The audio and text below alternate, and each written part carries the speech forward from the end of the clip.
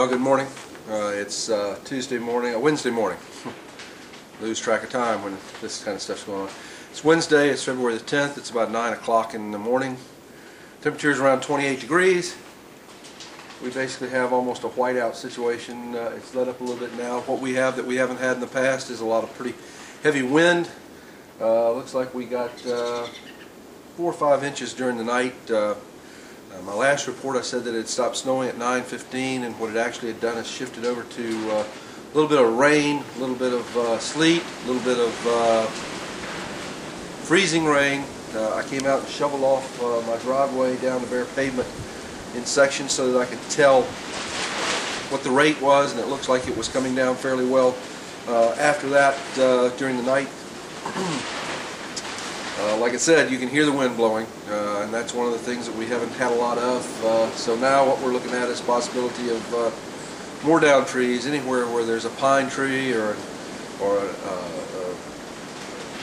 anything that's evergreen, anything that's got any kind of leaves or any kind of structure to it, where the wind is going to get caught and the snow is stuck to it. There's a number of magnolia trees around here and holly trees. Thankfully, they're not near any power lines, so we've pretty much been without interruption of power.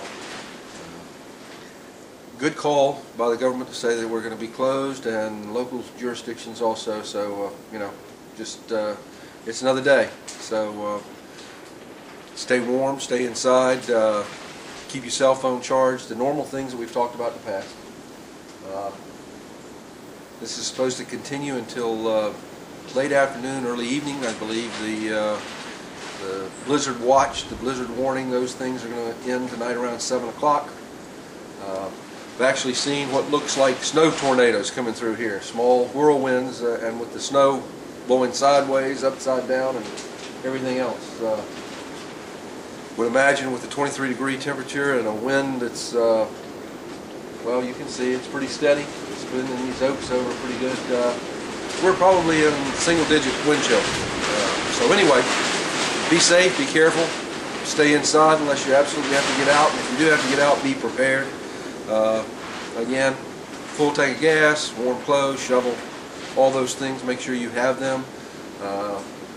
Check on your neighbors. Again, especially if you have elderly neighbors, check on them, make sure they're all right, make sure they have power.